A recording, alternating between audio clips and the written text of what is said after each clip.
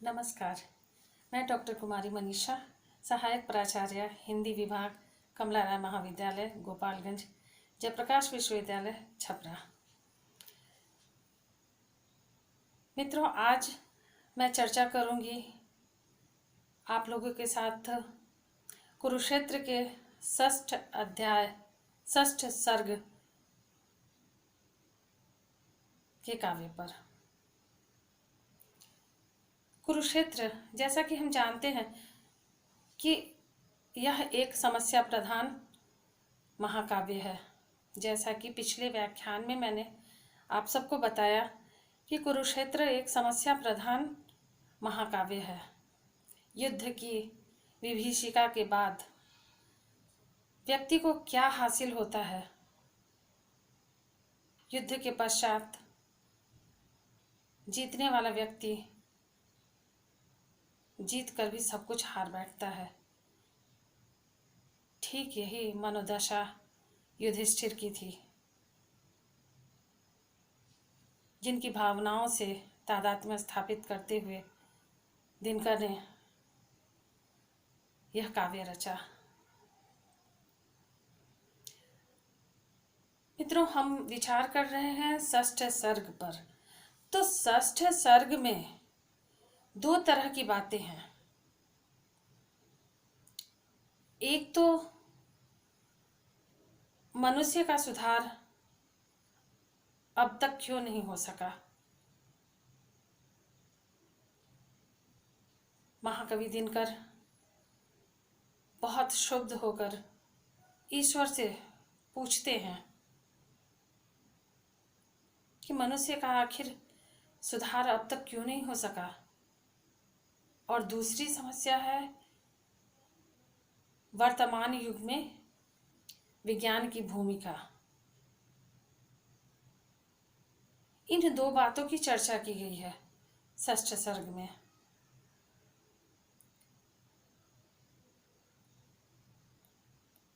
मनुष्य युद्ध से किस तरह से मुक्ति पाए, यह एक ज्वलंत प्रश्न है।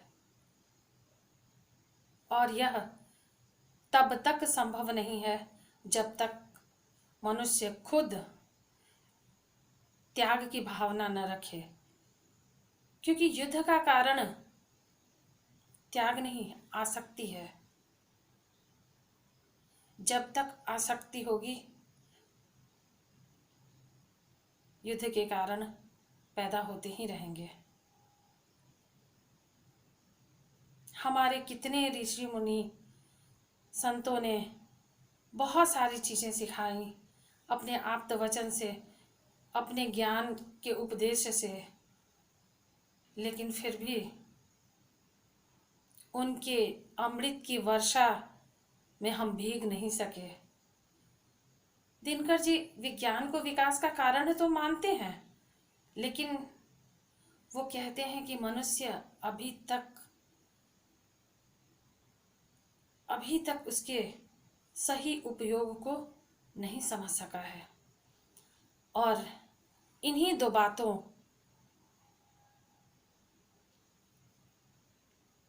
को केंद्र में रखकर यह षष्ठ सर्ग की रचना हुई है। कवि हतप्रभ है। वह एकदम उस विनाश को देखकर ईश्वर से पूछता है, धर्म का दीपक, दया का दीप कब जलेगा, कब जलेगा विश्व में भगवान। कब सुकोमल ज्योति से अभिषिक्त हो सरस होंगे सूखी जली रसा के प्राण। ईश्वर से वह पूछता है कि धर्म का दीपक और दया का दीप कब जलेगा। हे ईश्वर, कब जलेगा इस विश्व में वह धर्म का दीपक जिसके वशीभूत व्यक्ति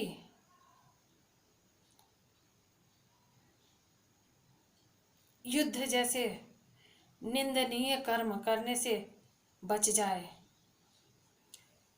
मनुष्य के दिल में दया हो तो वह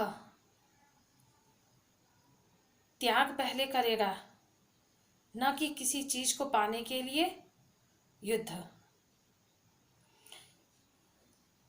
कब सुकोमल ज्योति से अभिषिक्त हो सरस होंगे जली सूखी रसा के प्राण। हे ईश्वर, कब उस धर्म की ज्योति से सारी धरती अभिषिक्त होगी और उस धरती पे जो जीव हैं वो सब सरस हो जाएंगे। उनके प्राण जो सूख चुके हैं, जो कठोर हो चुके हैं, उनका हृदय जो कठोर हो चुका है, जो सूख चुका है, जिसमें से दया जैसी चीजें सूख चुकी हैं, वो सब कब सरस होंगे, कब वो सिक्त होंगे, कब वो भीगेंगे।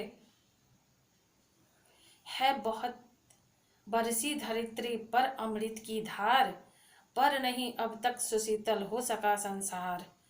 भोग लिप्सा आज भी लहरा रही उद्दाम, बह रही असहाय नर की भावना निष्काम। कवि कहते हैं कि इस धरती पर बहुत ही अमृत की धार बरसी है, अर्थात हमारे ऋषि मुनि कितने ही ज्ञानामृत इस धरती पे लोगों को देने की चेष्टा किए, लेकिन अफसोस अब तक यह संसार जो है उस अमृत की धार से सुशीतल नहीं हो सका। मनुष्य आज भी भोग लिप्सा में उलझा हुआ है, लिप्त है, और वह उस भोग लिप्सा के वशीभूत उसकी भावनाएं बार बार उसके अंतर्मन और मस्तिष्क से विद्रोह करती है। बह रही असहाय नर की भावना निष्काम, और मनुष्य की जो भावनाएं हैं वो निष्काम व्यर्थ चली जा रही हैं।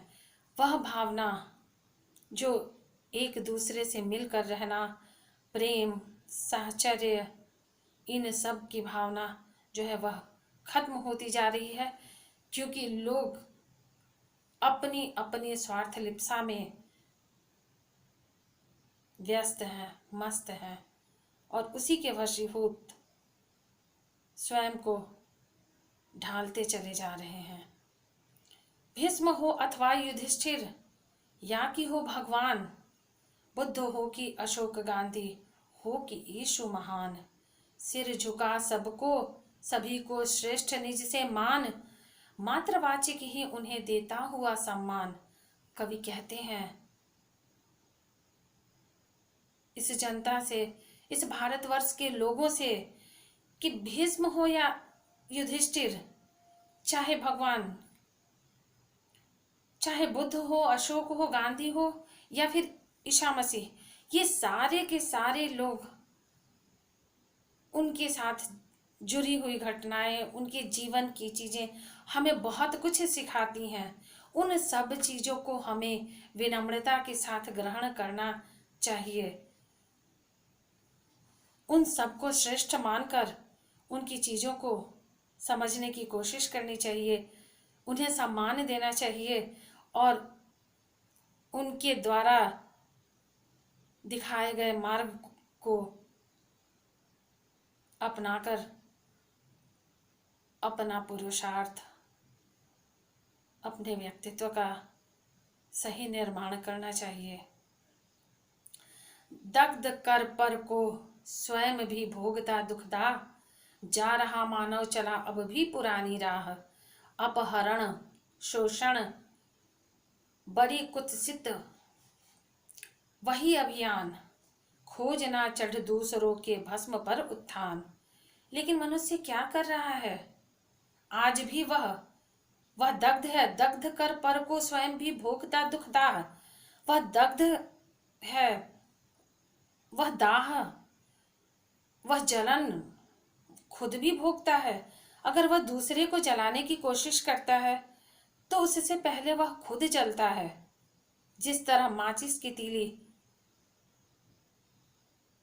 किसी और वस्तु को जलाने के पहले खुद जल जाती है, ठीक वही स्थिति होती है मनुष्य की। वह दूसरों को जलाने के लिए जितना प्रयत्न करता है उतना ही वह खुद को जलाता है, खुद की अंतर आत्मा को जलाता है, और तब जाकर दूसरे का नुकसान करता है, दूसरे को दुख पहुंचाता है। उस दुख को पहुंचाने के पहले उसे खुद उस दुख से गुजरना पड़ता है, और अज्ञानतावश उसे इस बात का एहसास नहीं होता कि उसे किस बात का दुख हो रहा है। जा रहा मानव चला अब भी पुरानी राह, और वह उसी पुरानी राह पर चला जाता है, चलता चला जाता है। उसे यह नवीन रास्ता दिखाई नहीं देता जो हमारे संतों ने, हमारे ईश्वर ने हमें दिखाने की कोशिश की है। अपहरण शोषण वही कुत्सित वही अभियान। आज भी समाज में हम देखते हैं कि अपहरण और शोषण की घटनाएं हो रही हैं। यहाँ कवि आज के समाज की बातें तो नहीं कह रहे हैं, लेकिन तब की बातें आज भी उतनी ही प्रासंगिक जान पड़ती हैं जो उस युग में महाकवि दिनकर ने लिखा। वह अपहरण शोषण जिस तरह से शौर्य को दर्शाने के लिए राजा अपहरण कर शोषण कर किसी स्त्री से विवाह कर लिया करते थे, या फिर स्त्रियों का शोषण करते थे, या फिर समाज में एक ऐसा सामाजिक ढांचा बन गया था, एक ऐसे समाज का निर्माण हो गया था कि जिसमें हर कोई अपने से निम्न वर्ग के, अपने से निम्न लोगों को सताता था, शोषण करता था। तो ये सारी चीजें, ये कुत्सित भावनाएं, ये तुच्छ भावनाएं, मतलब आज भी उसी तरह बरकरार है। और मनुष्य खोज ना चढ़ दूसरों के भस्म पर उत्थान, और मनुष्य की वह प्रवृत्ति जो दूसरे के भस्म पर, दूसरे को बर्बाद करके अपने उत्थान की परिकल्पना करता है, वह नादान है। ऐसी परिकल्पना तो वह कर सकता है, लेकिन क्या वह फलीभूत होता है? नहीं। समय सब कुछ सिखा देता है, सब कुछ दिखा देता है। वह मनुष्य द्वारा किए गए हर कर्मों का फल आज न कल जरूर देता है, लेकिन अज्ञानतावश मनुष्य इन सब बातों से अनभिज्ञ रह जाता है। शील से सुलझा न सकना आपसी व्यवहार, दौर ना रह रह उठा उन्माद की तलवार। द्रोह से अब भी वही अनुराग, द्रोह से अब भी वही अनुराग, प्राण में अब भी वही फूंकार भरता नाग। अज्ञानी मनुष्य क्रोध को अपनाकर समझ बैठता है कि वह विजयी हो जाएगा। वह यह क्यों नहीं समझता कि शीलता, उसकी जो शालीनता है, उससे भी वह बहुत सारी समस्याओं को सुलझा सकता है। वह अपने व्यवहार से इन सारी समस्याओं को सुलझा सकता है, लेकिन नहीं, वह बार बार दौड़ता है उन्माद की तलवार लेकर के, उन्माद में वो पागलपन, एक तरह से कहें, वो तलवार लेकर बार बार दौड़ता है युद्ध करने के लिए। विद्रोह, द्रोह से अब भी वही पुराना अनुराग है। अज्ञानता खत्म नहीं हुई है। वह समझता है कि तलवार के बल पर हम हर चीज जीत लेंगे, हमारी विजय होगी, और उस विजय पताका को लहराने के लिए वो अपने प्राण में अब भी अपने प्राणों में एक नाक की फुफकार की तरह वह महसूस करता है और आगे बढ़ता चला जाता है फुफकारता हुआ। लेकिन नहीं, मनुष्य कब सचेत होगा, कब सचेत होगा वह कि युद्ध अंतिम लक्ष्य नहीं है, युद्ध कोई विकल्प नहीं है। मनुष्य को अपनी मनुष्यता कब समझ में आएगी।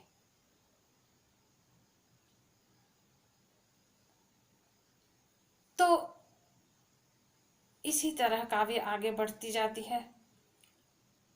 हम अगले व्याख्यान में आगे की पंक्तियों पर चर्चा करेंगे।